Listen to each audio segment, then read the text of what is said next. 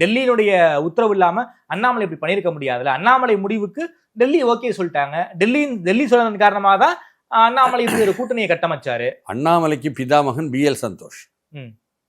சரியா? தமிழ்நாட்டில் நீங்க முரண்பாட்டை ஏற்படுத்தி பிளவுபடுத்தி விட்டாச்சுன்னு சொன்னா அதுக்கப்புறம் வேற வழி இல்லாம தனிச்சான்னு நின்னாங்கன்னு நாம வெற்றி பெற வாய்ப்பு இருக்குன்னு டெல்லிக்கு சொன்னார் அண்ணாமலை.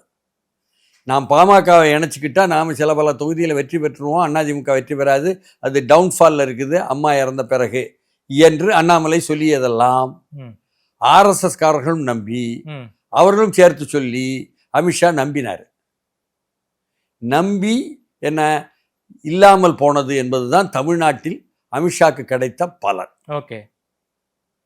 இப்ப அடுத்து அப்ப மேற்கு மண்டலத்திற்குள் வலுவாக ஆதாரம் ஒரு வலுவான ஒரு அடித்தளம் இருக்குதே பழனிசாமிக்கு, அதை உடைப்பது எப்படி என்ற புதிய சிந்தனை வந்திருக்குது பாஜக அகில இந்திய தலைமை.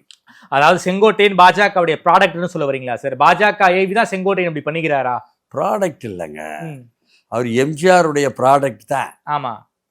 அதற்கு பிறகுதான் அவர் கூவத்தூரில் வந்த புதிய அமைச்சரவைக்கு அவர் தேர்ந்தெடுக்கப்படுறார். ஓகே.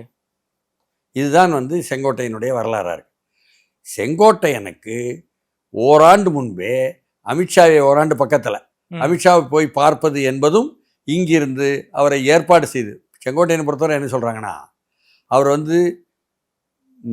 கழுவுற மீனில் நழுவுற மீனுங்க. அவர் எதையும் கராரான நிலைப்பாடு எடுக்க மாட்டாருங்க, சண்டை கட்ட மாட்டாருங்க. சண்டை கட்டுறதுன்னு சொல்லுவாங்க மேற்கு மண்டலத்தில் உள்ள மொழி நடையது. அவர் சண்டை கட்டிக்கிட மாட்டாருங்க. ஏனுங்க அவர் சண்டை கட்டிக்கிட மாட்டாருங்க அப்படி சொல்லுவாங்க. அப்படி சண்டை கட்டாத செங்கோட்டையனை, சண்டை கோழியாக இல்லாத செங்கோட்டையனை சண்டை சேவலாக மாற்றுவது இருக்குல்ல, அதுதான் எப்பொழுதுமே பாஜக எடுக்கிற முயற்சிகள்.